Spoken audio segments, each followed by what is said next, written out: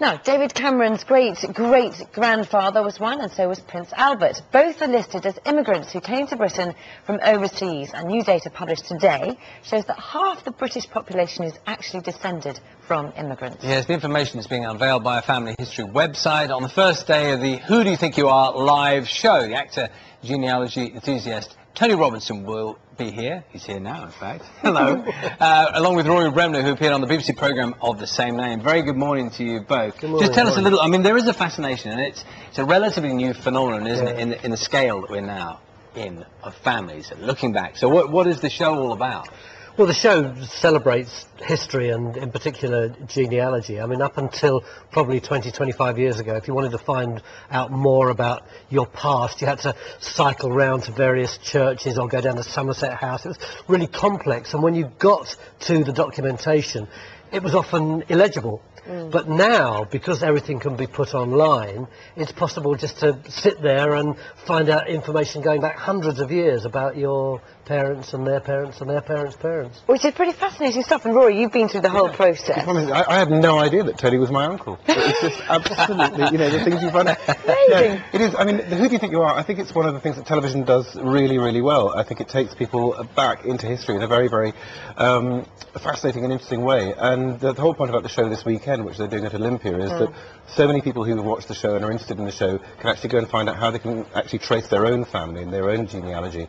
And I think it's almost like the new rock and roll, isn't it? It's because there are so many people who are fascinated by it, and here are all the tools to do it with. You know, there's so many websites, and we are, I think something that Napoleon said, we're a nation of shopkeepers. We're actually a nation of record keepers, because all this stuff is out there, and there's some marvellously helpful people to help you. Yeah, and the striking thing is that if you want to do it, you can pretty much now, with the internet and all the rest of it, do a lot of research yourself, can't you? Oh, absolutely, yeah. You go to a site like ancestry.co.uk and they'll guide you through it. So you don't need to feel that this is something that I just simply wouldn't know how to do. Nobody knows how to do it. Do you have to pay for it? Stuff. Not for the first 14 days. Right, okay. So you can fiddle around with it without feeling that you're going to make yourself into debt. But you can only go back 14 days. You go back 300 years and say, I'm sorry, that's going to be 3,000. That's really expensive. It's brilliant. It's all more money per year. Yeah, exactly. And 10 years ago, you just had to ring Tony Robinson, and he'd tell you, he'd say, oh, no, yes, I've got the bones here of your great...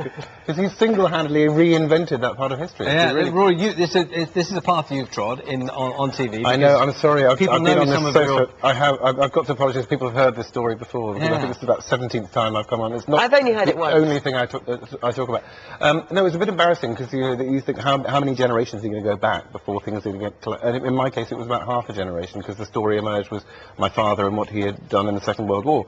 And then we went back, in fact, I can see my great-grandfather's birth certificate, I think, there, and that was the Crimean War. So that took me back. I mean, I didn't know very much about my father and his past, and I certainly didn't know about my great-grandfather. And in fact, went back to the Crimea last summer to make another documentary, and they completely spoofed me. I thought they were just sort of stopping for a snack or something, and they said, oh, by the way, this is where your great-grandfather was camped in 1854. And you look around, and it really brings it home. And it's very, very moving, because we live in a society now, in some ways, if you're not a celebrity or wealthy, in some ways, people think your life has no value. But these people in the past, that you can go back and see, and they have the most extraordinary stories. Let's have a look at the clip. We're going to talk to you in a minute, Tony. A little clip when you met a Dutch civilian who knew your father, Donald Bremner, as a soldier in World War II. He knew him. All British forces were waiting until your father said, and now we move. Maybe I did not know him at the best time in his life, but you did, and that's a very special thing to me, to meet somebody who knew him at the prime of his life. But you can be very, very proud of your father.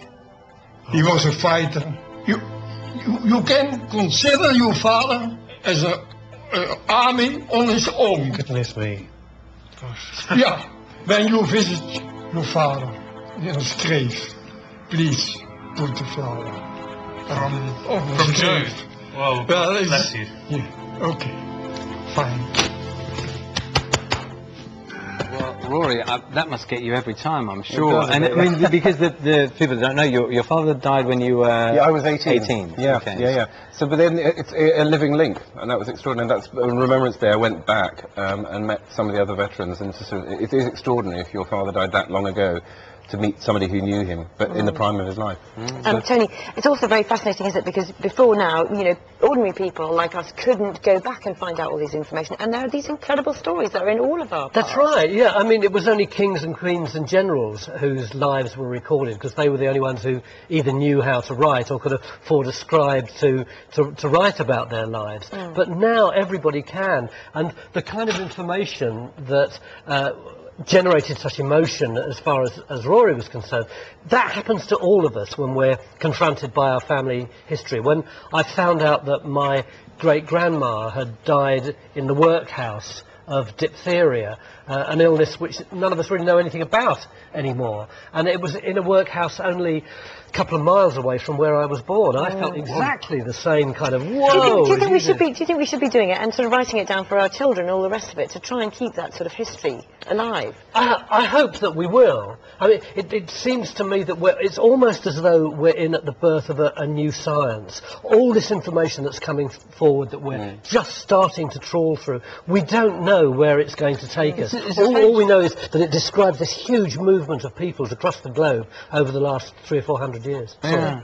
Well, I was just sort of a philosophical thing, and we haven't got much time left now. It's just curious. I mean, we live in a very fast age of communication and immediacy and trivial things. At the same time, people are really interested in that. They're going back in time. They're groaning. I can hear in my ear because it's a great big thing, isn't it? But it's funny. We're talking about sort of sexualisation of young children, and this all kind of feels like it's going back, and people are still. This is great. This is part of our heritage. It's as much part of our heritage as the castles and the archaeology. Okay. Thank you very much. Thank you for that. And the live show is at Olympia, isn't it? Starting today. Brilliant. Thank you very much for that. Thank you both very much.